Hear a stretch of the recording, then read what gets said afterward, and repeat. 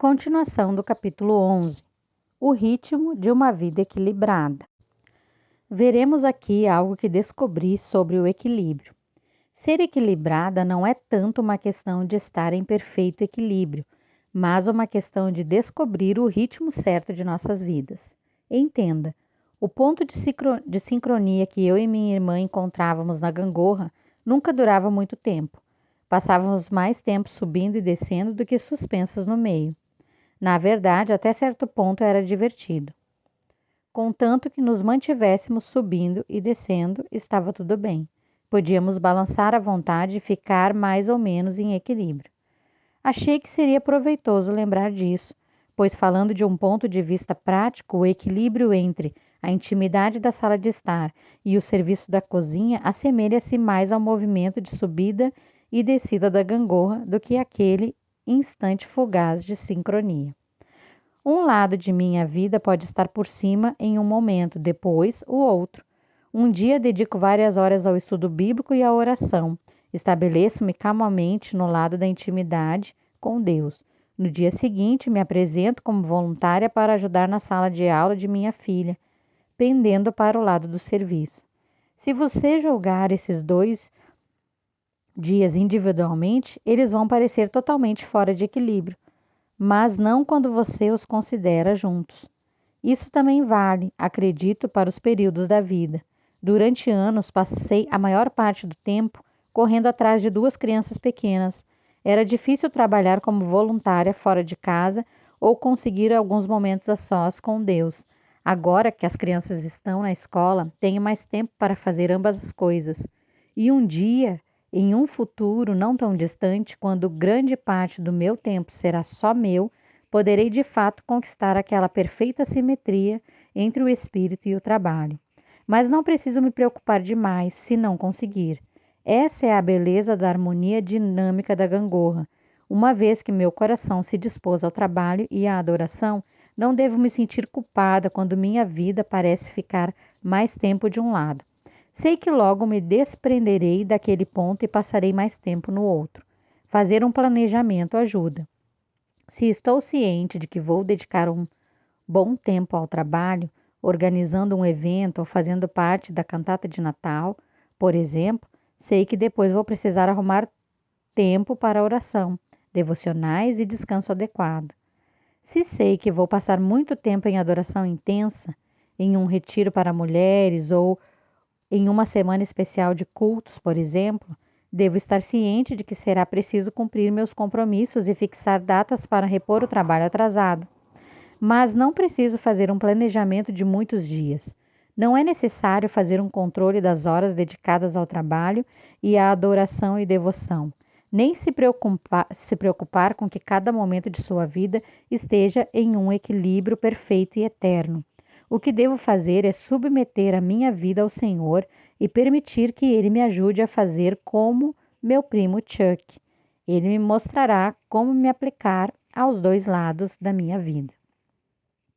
Ouvindo a sua alma, um teste de equilíbrio. Quando fomos criados para o equilíbrio, percebemos a diferença na alma quando nossas vidas pendem muito para uma ou outra direção. O desequilíbrio se revela em nossas atitudes, em nosso grau de energia e no modo como interagimos com as outras pessoas. A presença de quaisquer dos itens abaixo pode ser uma indicação de que você precisa se inclinar em direção ao trabalho ou à devoção. Sinais de que você precisa passar mais tempo na cozinha. Depressão leve. Você sente um vago descontentamento, parece estar triste. Ressentimento. Em vez de receber as pessoas em sua vida com alegria, você gostaria que elas fossem embora. Frustração em relação ao rumo da sua vida. Você percebe que as coisas não têm sentido e às vezes se pergunta: será que é só isso? Aumento da autocondescendência. Você deseja ansiosamente comer seus alimentos prediletos e fazer compras. Postura apática. Você percebe que poucas coisas a comovem. Sabe que seu nível de compaixão está baixo, mas uma parte de você simplesmente não se importa com isso. Nível baixo de energia. Assim como o Mar Morto, você tem muitos pontos de entrada, mas nenhum de saída e, portanto, está se estagnando. Sinais de que você precisa passar mais tempo na sala de estar. Irritabilidade e frustração. Você se surpreende revidando as pessoas, está tão oprimida a ponto de estourar consigo mesma e principalmente tem pouca paciência com as pessoas que, na sua opinião, são preguiçosas ou não estão dispostas a colaborar. Incomodada com o silêncio. O silêncio a deixa nervosa, então você liga o rádio ou a TV. Nível baixo de contentamento. Faz muito tempo que você não sente aquela alegria abundante enchendo seu coração. Sentimento de isolamento. Você se sente sozinha, como se não houvesse ninguém para a defender e compreender. Compulsão pelo trabalho. Você é perseguida pela sensação de que deve fazer mais e mais. Continua se apresentando para trabalhar em mais projetos e comitês, embora já esteja totalmente ocupada. Sensação de sequidão e vazio. Não é de se admirar. Você tem muitos pontos de saída e demandas, mas nenhum ponto de entrada ou fonte para se fortalecer. Examina-me, Senhor, e prova-me. Esquadrinha minha mente e o meu coração, porque a tua benignidade está diante dos meus olhos e tenho andado na tua verdade. Salmos 26, 2 e 3. Na verdade, esse ritmo para cima e para baixo pode fazer com que minha vida se mova para uma direção positiva. Nossas vidas devem ser dinâmicas, não estáticas. Como o pêndulo de um relógio ou a bomba de um poço de petróleo, o ritmo de fato gera energia para nossas vidas. A verdade é que prosperamos quando a vida é ritmicamente equilibrada, não paralisada. Gangorra, para cima e para baixo, trabalho e adoração, amar ao Senhor e amar as pessoas. É o ritmo dinâmico que conduz a uma vida equilibrada, centralizada e significativa. Seu ritmo de vida pode ser diferente do meu. Maria e Marta certamente tinham estilos diferentes. No entanto, essa necessidade é tão básica em nossas vidas que o Senhor ordenou certos princípios de equilíbrio aplicáveis a todo mundo. Eles proporcionam ritmo, bem como harmonia para nossas vidas, mas nós os ignoramos para o nosso próprio prejuízo. Nesses últimos anos, o Senhor trouxe ao meu coração 2 desses princípios, talvez porque esses 2 sejam tão fáceis de esquecer em nossa cultura frenética. Um é o princípio do descanso, do Shabat. O outro é o princípio da hospitalidade. O presente do Shabat. Conta-se a história de uma tribo migrante da África do Sul que partia para longas jornadas. Caminhavam pelas estradas dia após dia, mas então, de repente, paravam de andar e acampavam por alguns dias. Quando perguntados sobre a causa das paradas, explicaram que precisavam de um tempo de repouso, a fim de que suas almas não ficassem para trás. Não é uma grande ideia? Permitir que sua alma não fique para trás? Quando li essa pequena história, ela ressoou dentro de mim. Posso correr tão rápido a ponto de deixar tudo para trás. Não apenas Deus, não apenas as pessoas, posso perder a minha própria alma também. Creio que por essa razão Deus nos instruiu para que observássemos um período regular de descanso prolongado durante nossas vidas ocupadas. Foi por isso que nos deu o Shabat, o dia do descanso. Em hebraico, a palavra Shabat significa literalmente cessação do trabalho. Refere-se especificamente a um dia da semana separado para o descanso e a adoração. Os judeus observam o Shabat desde o pôr do sol da sexta-feira até o pôr do sol do sábado. Nós cristãos separamos o domingo, o dia da ressurreição de Jesus, como o nosso Shabat. Mas o dia escolhido não é tão importante quanto o propósito eleito. Trazer equilíbrio e perspectiva semanalmente para as nossas vidas exaustas de trabalho, diz o profeta Isaías. Se chamares ao sábado deleitoso e santo dia do Senhor, digno de honra, e se o honrares, então te deleitarás no Senhor. Isaías 58, versículo 13 e 14. Infelizmente, nossa cultura sem pausas tem suprimido o Shabat e isso se apresenta como um grande problema de equilíbrio na vida de muitos cristãos. Em primeiro lugar, quase sempre achamos difícil resistir à mentalidade do trabalho como costume que isso se tornou uma norma. Mesmo se separarmos a manhã e a noite de domingo para a igreja, é difícil resistir à sedução do shopping center à tarde. Achamos que podemos ter encontros de negócios ou outras responsabilidades agendadas no domingo. De modo crescente, é difícil resistir à tentação de usar o Shabat como um período para colocarmos as coisas em dia, em vez de um período de adoração e descanso. Em segundo lugar, e em parte como resultado, muitas pessoas se encontram em uma ocasião de ter que trabalhar no dia do Senhor.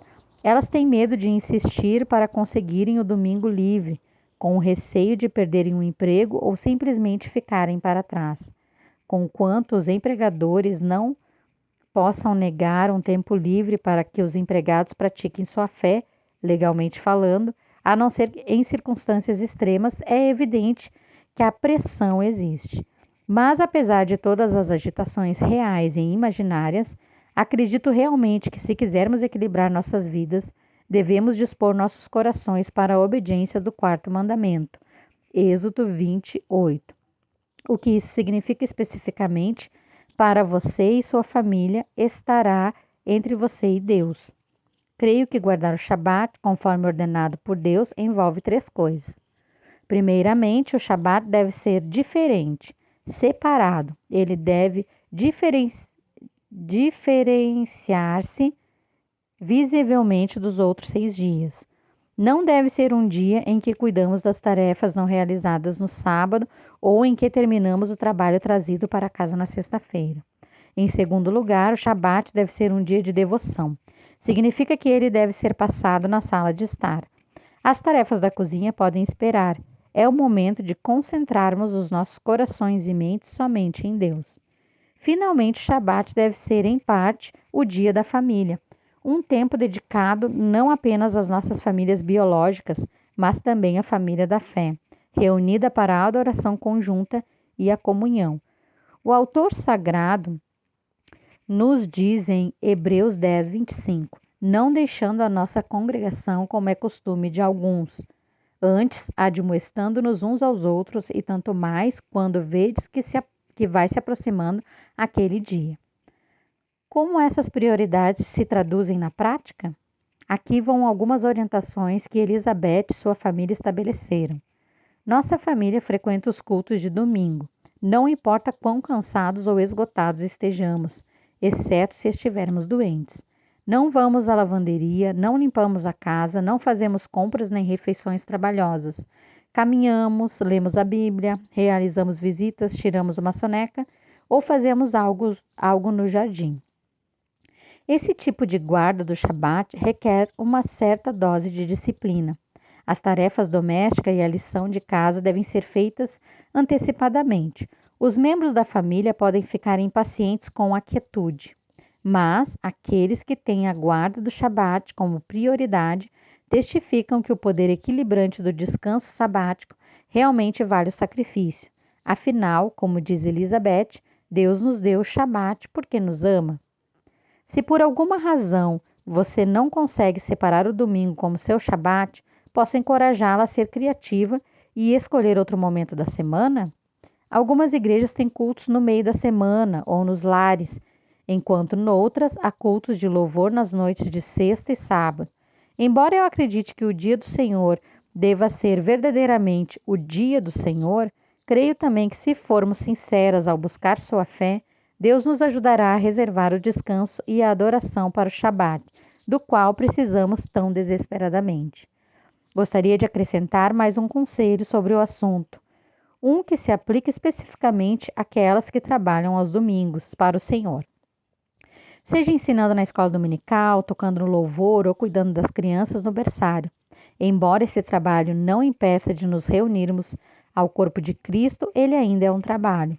Precisamos encontrar um momento reservado para o Shabat, um momento em que nós igualmente possamos abrir os braços e fruir as vantagens do descanso sabático, da devoção e da comunhão.